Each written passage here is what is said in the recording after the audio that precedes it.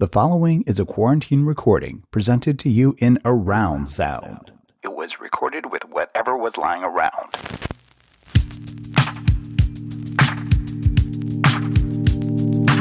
Lady don't take no shit, insist on respect the sister, walk around like a womanish. She won't speak unless it's something worth saying, don't play. The girl take herself so serious, man. People stare curious, man. She got a natural way, her hips sway furious, man. Yeah, the luxurious, man. Carries herself like the cutest, most prettiest thing you see this side of the bay. Hey, this is Lady Don't Take No, your weekly roundup of all of the real and none of the fake. I'm your host, Alicia Garza. We have an excellent show for you today, and we're going to talk about all the things. But first, just in case you missed our ep last week, I want to tell you why I'm even doing this. So, Lady Don't Take No is named after one of my all-time favorite songs by the Bay's own Latirius. Lady don't take no shit, insist on respect the sister, walk around like a woman. I'm a Bay girl, born and raised, and everybody knows we do it a bit different here in the Bay. So for me, this show is my love letter to the Bay Area, where we do what we want, how we want to do it. We're going to do all that and much more, and you are going to get the best of my hot takes on politics and pop culture and all the things. The opinions that we talk about here, they're mine, and they're mine alone.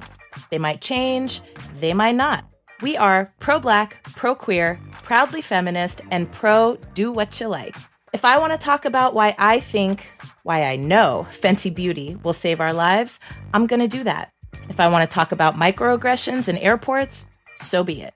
If I want to talk about how to get gully and get what you want, then that's what we gon' do. So every week, you are going to get the best of what goes on in my head, what we're loving and what we're hating on, what we might be and what we ain't gonna do.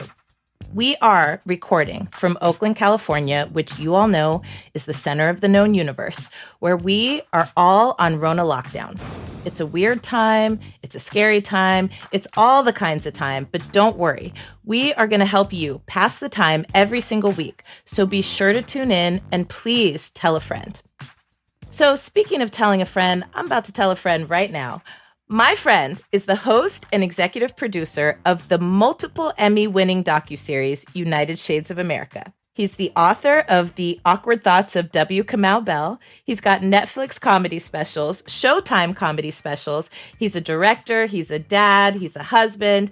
He's the ACLU Celebrity Ambassador for Racial Justice. He's also my homie. And let me just also tell you, I have held those Emmys in my hands. So let me stop here, or we're not going to have any show left. Welcome and hello, W. Kamau Bell. Yay! Yay! All the Always things. happy to talk to you. Always, always, always. I am so excited about this. And let me tell you, Kamau, you and I have been on quite a few things together. We have podcasted, we've live showed, we have United Shadesed, we've Zoomed, We have done all the things.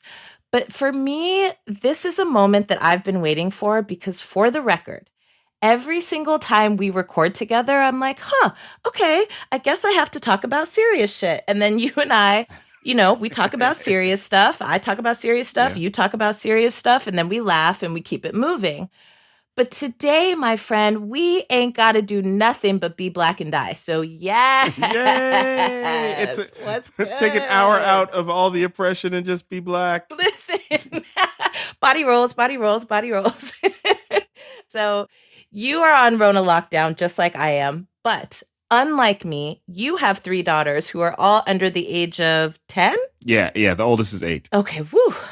God, glad I got that right. So tell me, how are you making it through She might be 10 by the time this is over. She might be 10, we might be 100. Yeah. That if she's 10, if this goes until she's 10, I will definitely be 100. That's what I'm saying. So how are you making it through the Rona with a house full of sisters? Please break this down for me. When I hear about parents who have one kid who are like, it's so, and I'm like, shut up, shut up. Nobody wants to hear from you. Shut your mouth. Shut your mouth. Is this the quarantine Negro spiritual I need to hear? It is. It's like the parents with multiple kids hearing anybody complain. Shut your mouth. Shut your mouth. Don't nobody want to hear from you. We're going to have a Negro spiritual challenge on TikTok, but that's for another show. Yeah. Oh, so how are you making it? Tell me. So, because it's 3 kids, and it's 3 kids of very different needs, because we got an 8-year-old who is basically like, 8-year-olds are almost adults. They just need a little more experience. But then you got a 5-year-old who's still like in that haze of like, kind of wants to be a little kid, but also wants to hang out with their big sister. Mm-hmm. And then we have one who's not even 2 yet. So there's very different need sets happening there. I'm praying for you. And I mean, luckily my wife is here.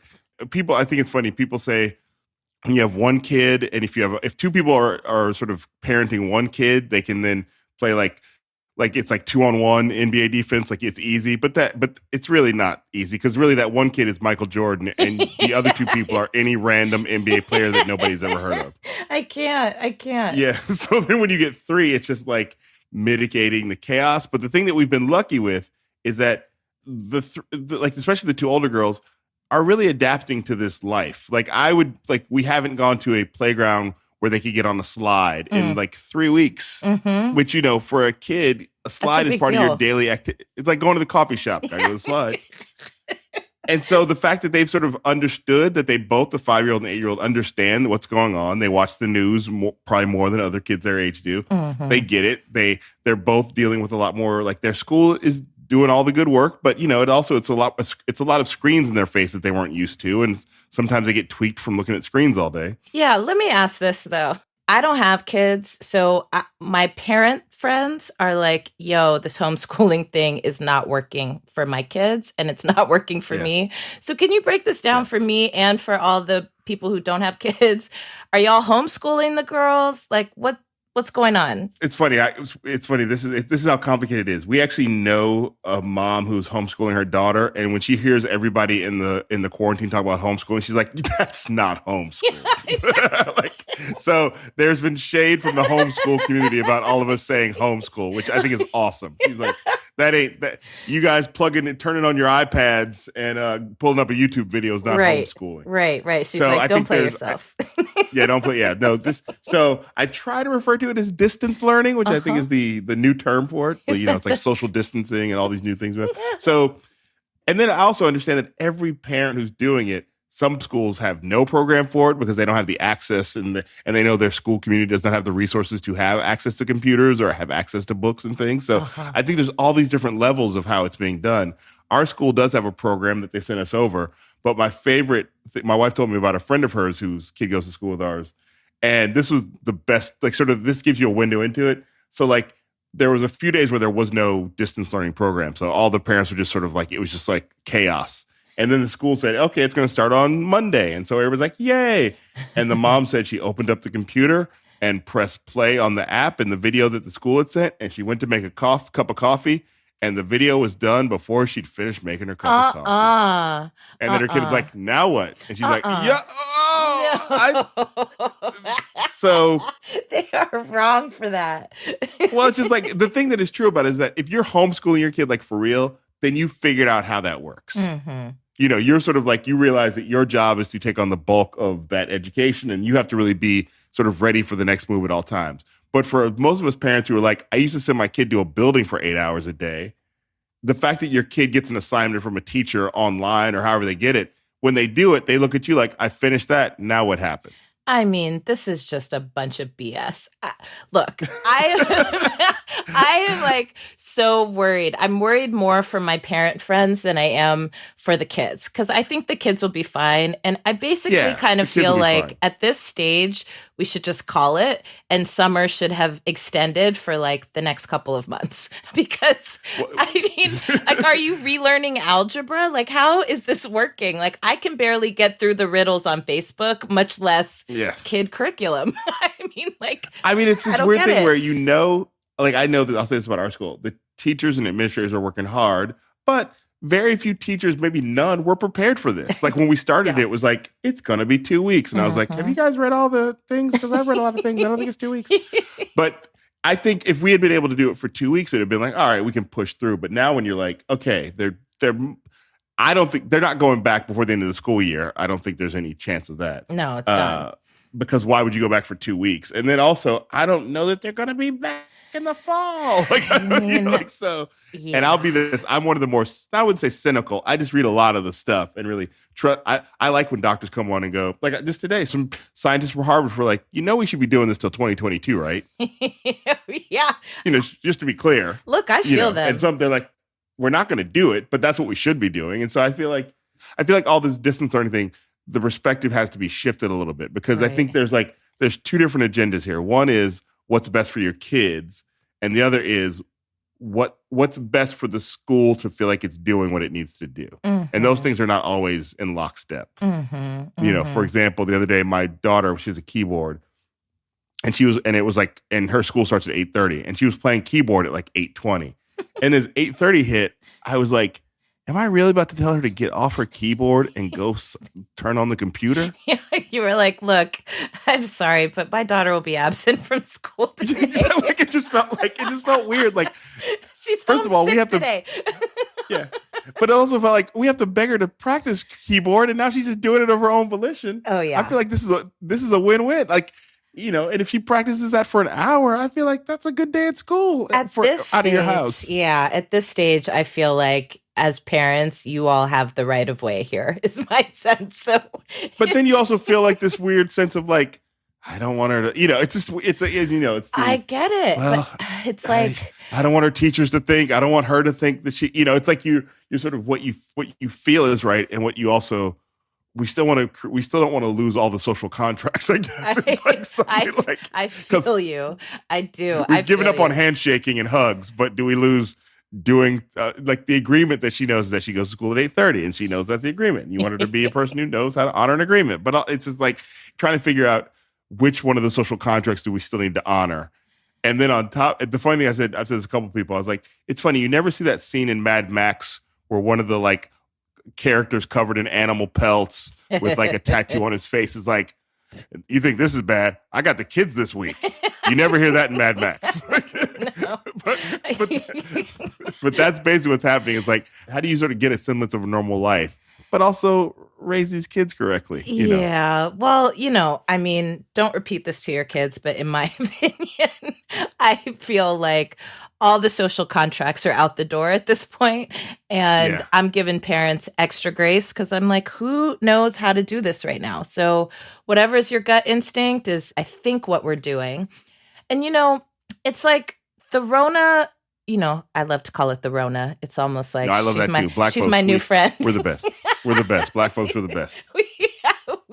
We make a way out of no way, and we make the best out of everything. Mm-hmm. The Rona is changing our lives. So that is a fact. And I personally have noticed, speaking of social contracts, I've noticed that I've started to develop some really weird habits under the Rona, like things I wouldn't do before the Rona that now I can't do without. So literally 2 things that I'm doing right now that I was not really doing before. I'm planting things almost like obsessively. I'm planting strawberries and asparagus and garlic, like I'm going deep into my Bay Area hippie. But I'm also diffusing. I am obsessed with diffusers, and I cannot start my day properly if I have not loaded up the diffuser with all the essential oils. I mean, what is happening to me? Nice. The Rona is changing me forever. Are you developing weird habits? I mean, I sort of feel like, like I've heard people say, like, we want to go back to normal. I'm like, if we go back to normal, I don't think we learn the lessons of the Rona. Correct. So I think that, like, what you're doing is finding something inside of you that's going, this is what you should have been doing before. Yeah, maybe. And now you have the time and space to sort of land on these things, like, because we're not getting up and running out the house as first thing and running to grab coffee and then running to the next thing. Your spirit is like, here's the things that I needed. I needed some diffusing. And could you please plant some fresh fruit and vegetables? Could you please? This is some Bay Area shit. This is some Bay Area shit. Now, let me tell you, my folks in New York are like, y'all people in Oakland are not right. Literally. They're like, y'all are on the next level. So no strange habits, Kamau? No obsessive compulsive tendencies during the Rona? So, I mean, well, put it this way, my hair is trying to insist that I grow my dreadlocks back, and I'm trying to fight that. But my hair is like really like, like, because I went like a week without combing my hair, and then I was like, I put a picture, I was like, oh, no. Uh-oh. That is one thing about our hair. Our hair be like, we gonna do what it do. Yeah, and I'm sort of like, and I sort of feel like I'm not ready to make that commitment yet. Hair, I used to have dreadlocks when I was in my 20s. Like, I'm not ready to go back there. And my hair's like, come this way. So like, if it goes like another 6 months, it's Questlove's gonna have the afro to himself. Because my hair is insisting on yes. Yeah, my hair is insisting on like I'm really like my kitchen is all it's like it's a pick is just when I put a pick back there, it's like no, I'm not going back there. My kitchen is all it's like knotted up. It's like we got the Rona, we're not doing that this time. Yeah. So I do think even stuff like that, like that, I feel like that's my spirit going like you don't need to be doing all that. Picking out your afro for the white man. Just let me be free. Let me be free. Because honestly, I would do that. I just sort of like, I love dreadlocks. And I was basically got to the point where they got so long, I felt like that was a project on its own, was taking care of them. And I was like, I don't want to do that right now. Yeah. And I always said that when I retired, I would grow dreadlocks again when I was able to just sort of not have to like be out in the world all the time or when I could just be on my own schedule. So in my mind, it's a symbol of when I'm free again, free from like not having to work. And maybe that'll never come, which will tell me about that I didn't attain freedom. But right now it's funny. Like, I'm really like, man, I could just, they want to come back. I could just do this. Like I could just like, and I do think there's going to be some Rona changes when people come out, if it does happen that we all emerge, there's going to be some people who are never going to look or act the same again, Oh, no. I think about this every day. Every day I'm like, what's it going to be like when the quarantine is lifted and people can frolic freely outside again? Some of us aren't coming out. No, I agree. I saw a meme the other day that basically showed somebody opening their door for the first time, stretching, and then walking back inside. And I was like, I think that's me. I think some of this is like, we're starting to go like, wait, do I need to do all those things I was doing? Like, it's like, I think I could cut like 70% of those things out. Right, I know. I think there's going to be a lot more of this like sort of Instagram live Zoom content where people are like, what am I doing going to a studio for? I don't need to do that. I could do this from home. I could do this from home. I think a lot of the habits I would be sort of investigating has been, this is the thing, whenever, again, back to the having kids, like all the people I know who are like, all of my friends who don't have kids who are like, I am reading so many books and I've really learned how to knit. And I'm like, nobody cares. Nobody cares. So this is too good. So the gardening thing, like we actually got a bunch of seeds. I was like, I should start a garden or I should try to put these kids to bed. Which should I do?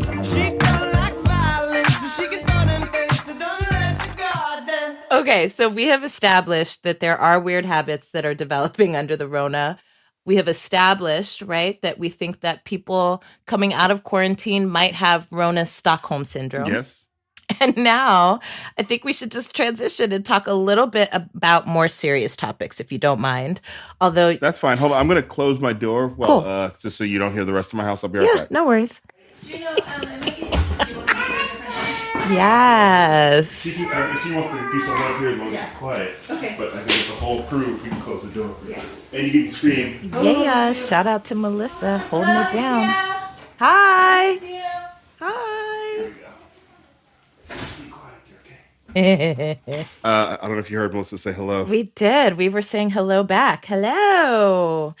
So this is one thing that's changed. There was a time when if I had been recording something and my kids had walked in, I'd have been like, hey, Dad is working. Yeah. And now I'm like, hey, Alicia, my kids are in here. Let me go. It's just like, I think that's one thing that has changed for me. I'm not tripping. I think I'll be tripping much less. Yeah. And maybe because we have a fucking global pandemic to trip on, right? It's like replaced. Hey, I feel like you'll edit it out. Yeah. You'll use it. I don't have time to worry about that. That's exactly. You asked me to be here. I'm bringing my whole self, including my family, and whatever noises they make. I appreciate that, homie. And actually, I love the noises. It makes me happy. So let's talk.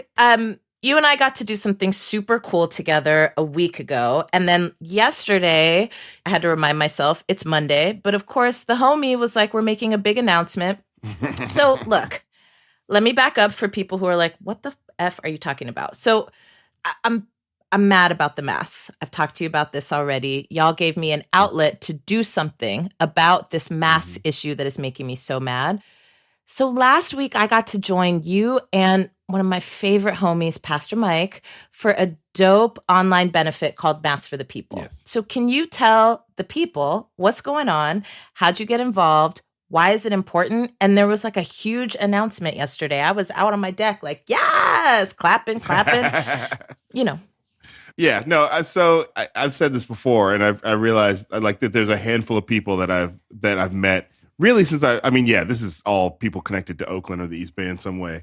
That if they call me, there's your inner circle, like your friends and family. Like if my wife calls me, I'll answer and pick up. But there's a handful of people that have come into my life outside of my immediate friends and family who are like, if they call me and say I need you, I sort of try. I do what I can, everything I can. And so you were one of those people. I've said that publicly before. Hey, represent. Yeah, Fabiana Rodriguez is one of those people. Represent. Rosa Clemente is one of those people. But then Pastor Mike is one of those people. Pastor Mike is the business. Yeah, so he's the pastor of a church called The Way Church in Berkeley on University Avenue. And I met him through activism. And there's another person that I met through a podcast that later I was like, wait, you live around the corner from where I live right now. And so I went to it. And one of the times I got the most in trouble with Fox News when Tucker Carlson tried to take me down, I was standing next to Pastor Mike on the back of a truck screaming at Nazis. That's a good person to be standing next to. Yeah, no, I was like, I know I'm doing the right thing. I'm standing next to Pastor Mike Tucker Carlson, so, So you tried it. Yeah, you tried it. Yeah, he tried it a couple times. He kept trying it. He did. I think I'm just on his list of like when he runs out of things, hey, let me try to take Kamau Bell down again. Yeah, but you finished it every single time. It makes me so happy. Yeah, no, comedians, we hold grudges and we have great timing. So I'm ready for you, Tucker. So he's just one of those people that he's a social justice pastor. Like it's not what would Jesus do, what did Jesus do is Correct, what he says. Correct. He's just one of those people and we become close and he's funny. And he's from the Bay, born and raised. Gang. Yeah, his brother's also a minister. And so he reached out to me like, I don't know, like 10 days ago. It wasn't that long ago, less than 2 weeks because, this time is moving quickly and slowly at the same time. Mm-hmm. And he was like, I'm going to do this benefit. We have this organization, Live for USA, is going to do a thing called Masks for the People, where we're going to try to raise $1 million to get money so we can bring masks to Black and brown folks on the front line of this struggle who are and at that point, that was before even the national media was talking about how Black folks were the most at risk for COVID-19. That's right. And so he was before that. And so when that stuff came out, it really helped us talk about it. But he's like, I want you to be a part of it. And can you co-host this event on your Instagram Live? And we'll bring all these people on and we'll talk about it and we'll get donations and we'll also just give out good information. Because the whole thing is like, it's not just the famous entertainer people. It's people who have good information, who have something to say. Mm-hmm. And so, of course, you were there. Angela Rye was there. A bunch of ministers and pastors were there. A bunch of activists were there. Tef Poe. Yep. It was supposed to be 2 hours, but it was 3 because Black people are the best. Exactly. Yes. And we raised some money. I don't know. It was like $50,000, and then we raised some more, and we sort of kept pushing it out there.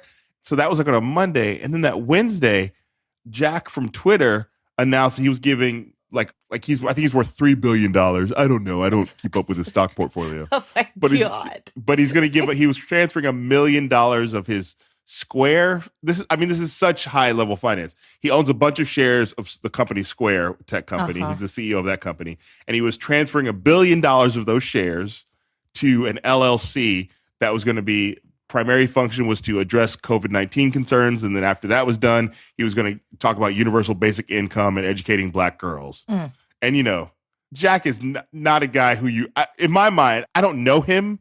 But he's certainly a dude who, like, when you think about him, you associate people yelling at him going, when are you going to delete Donald Trump's Twitter account? When is he going to delete Donald Trump's Twitter account? I don't even, I don't even know if that matters at this point. You opened the door. I mean, no. And believe me, people have asked me that question. When's he going to, I don't work in that department currently. I'm happy to ask him. You're like, I'm sorry, please hold.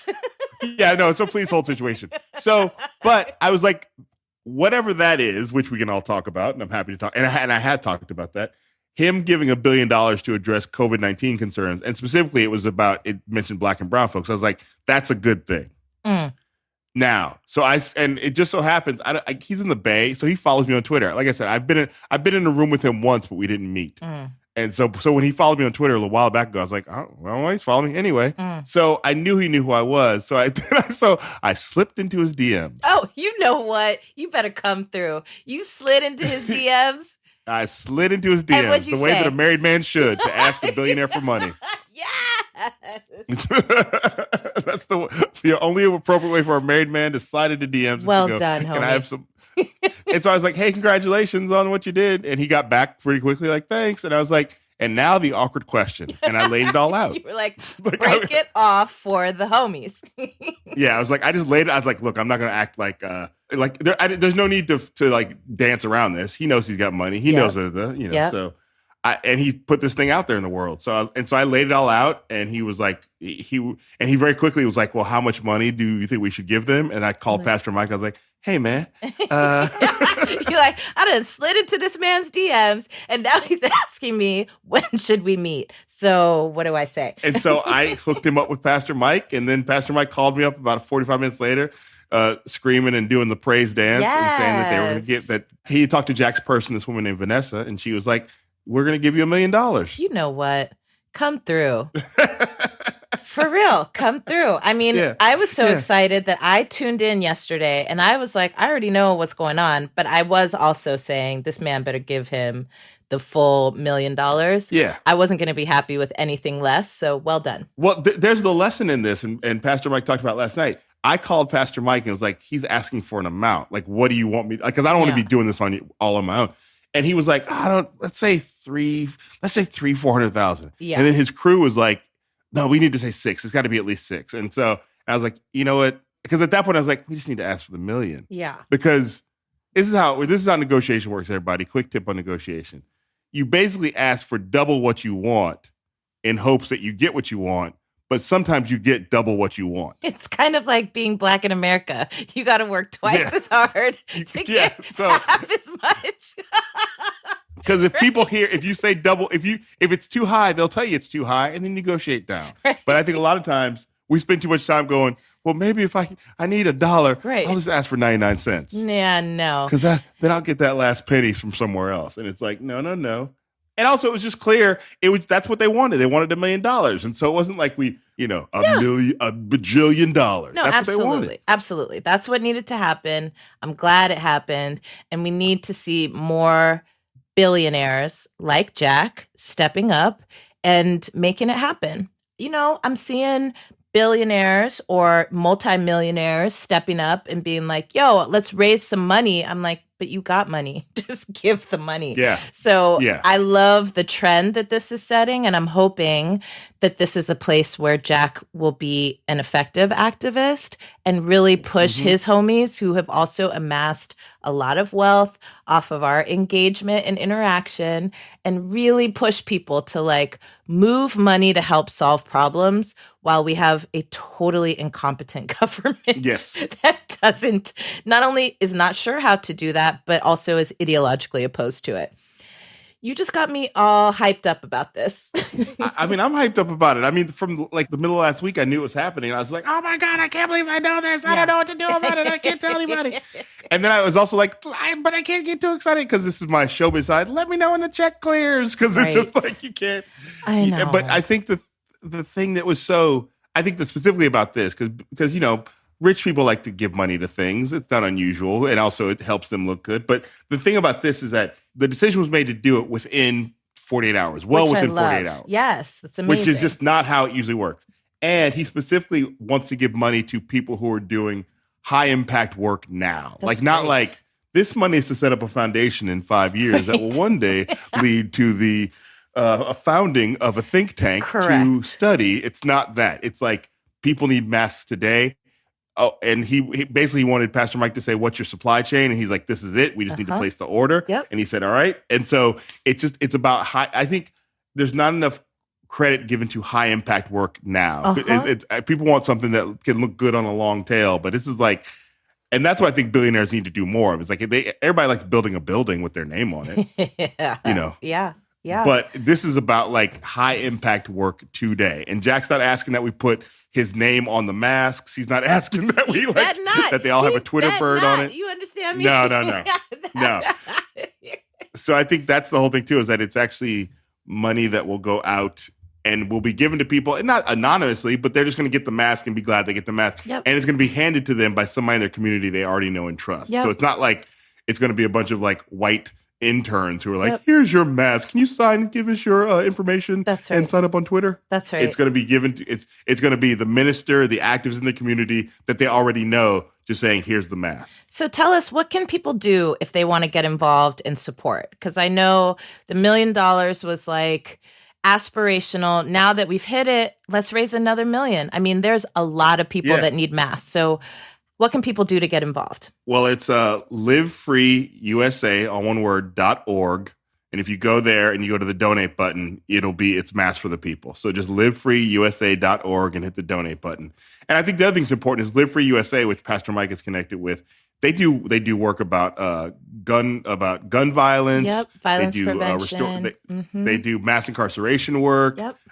Voter rights work. So if they somehow get every person in America a mask, there's a lot more work to be done. I think that's the big thing, is that there's other things that they are already doing. They just didn't have a spare $1 million to put on this. But the money that goes to them, these are the people who, like I said, they already know people on the ground who are trusted in the communities.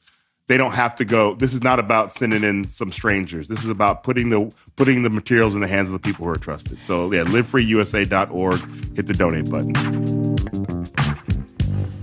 Well, speaking of putting things in the hands of the people, whew, Lord have mercy. You know, this mask thing got me riled up, but I think I have to talk about it more because actually I'm stressed out.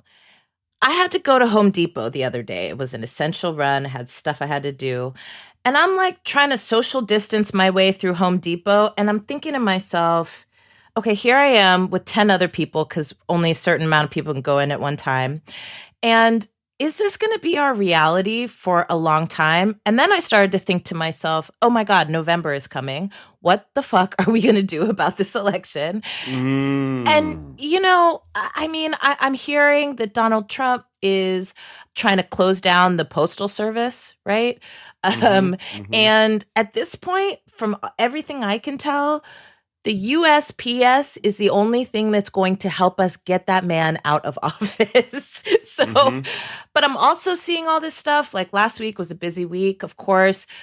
Senator Bernie Sanders dropped out of the race to be the Democratic nominee for president. So now we're all about Uncle Joe. And then I see people wiling out talking about, I'm not voting for Uncle Joe. And then I'm like, but that's who you got. So what do you help me make sense of this? Well, you know, and also we have to talk about the fact that your real president Barack Obama today Gully. just he came out and was like, so check this out. Yeah. He was like, just now that we're here, let me be clear. Let me break this down to all y'all.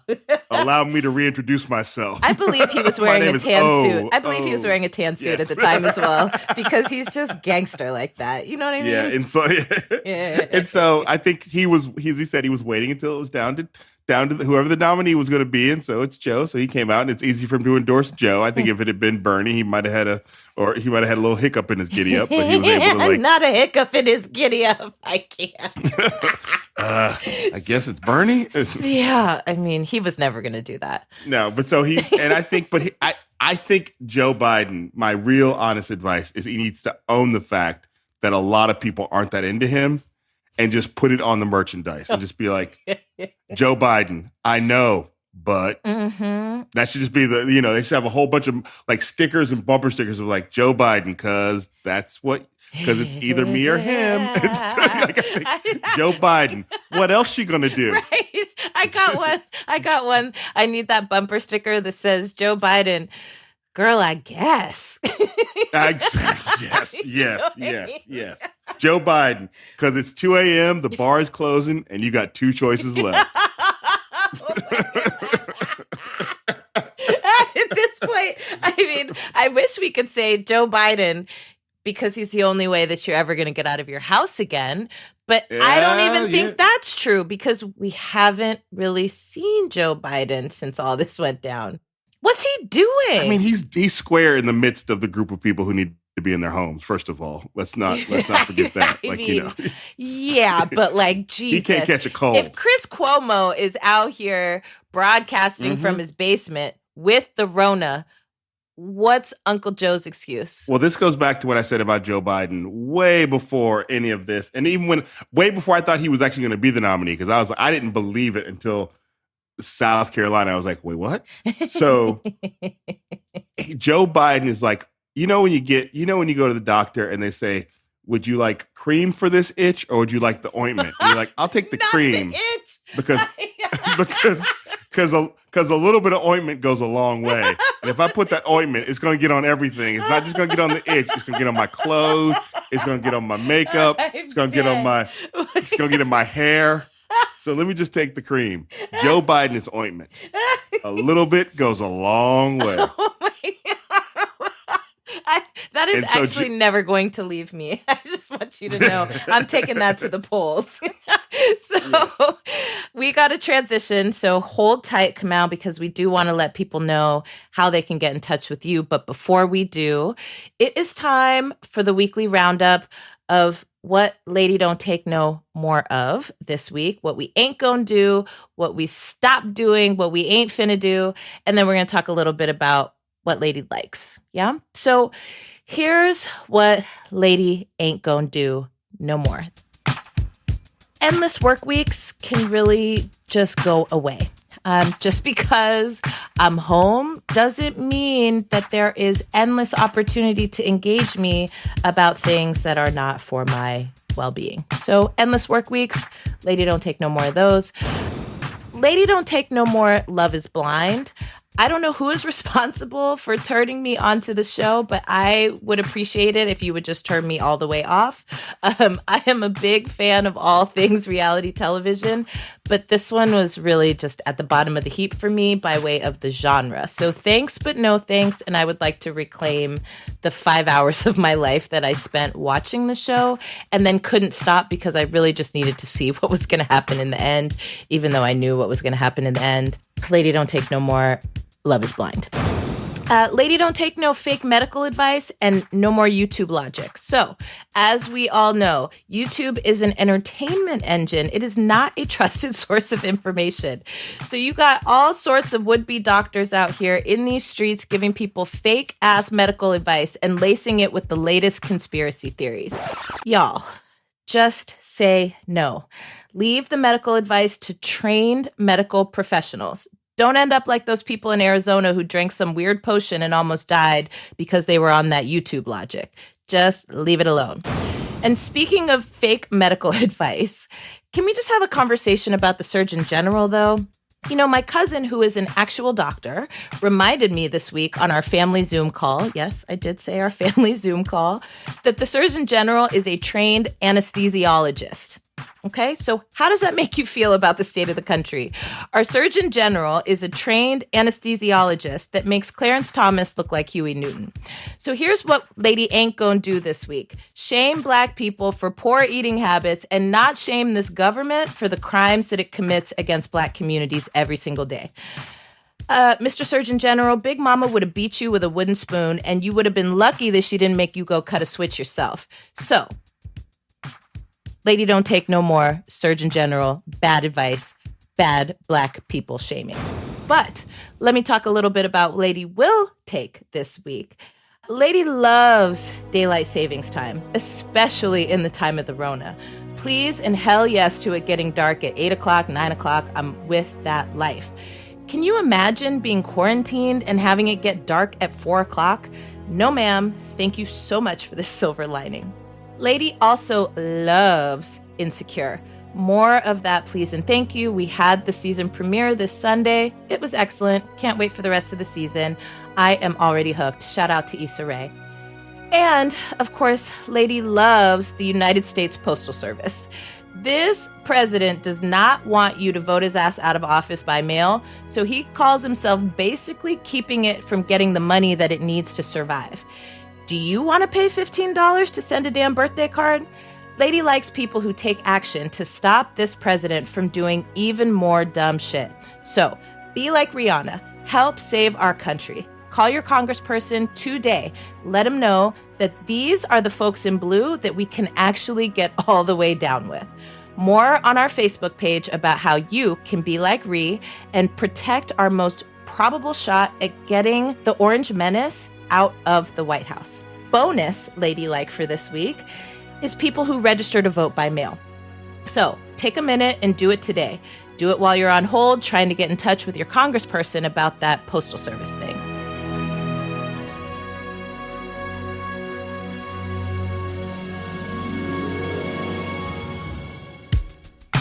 We have reached the end of our show, but I will be back here every single Friday morning to accompany you where you used to have a commute. Thank you so much, Kamau, for coming on the show today. And if folks want to hear more from you, Kamau, how can they catch you? If you at W Kamau Bell on Twitter, at W Kamau Bell on Instagram. I don't know if you see me outside, tell me to go back inside because I'm trying to stay at home as much as possible. That's right. And if you want to know more about Mass for the People, please go to livefreeusa.org. And that's it for Lady Don't Take No. We so appreciate you joining us today, and we hope to see you back again next week. Listen, don't forget, connect with us and tell us what's on your mind. Tell us what you like, tell us what you don't like, tell us what you gon' do, and tell us what you ain't gon' do. On Twitter, we're at Lady Don't Take No Podcast. On Insta, we're at Lady Don't Take No Pod. And on Facebook, you can find us at Lady Don't Take No. Please subscribe, write us a review, and tell the people what you've heard here today. Our producer is Phil Circus. Our incredible theme is by Latyrix. This pod is supported by the Black Futures Lab. And I'm your host, Alicia Garza. Remember, voting is harm reduction, and Lord knows we need to reduce some damn harm right now. The days are longer, but if you can, stay your ass at home. Light a candle for all the parents who are trying to be teachers right now. Save the damn postal service because we cannot have another 4 years of toupee fiasco. That's right, I said it because Lady Don't Take No. Love y'all. See you next week.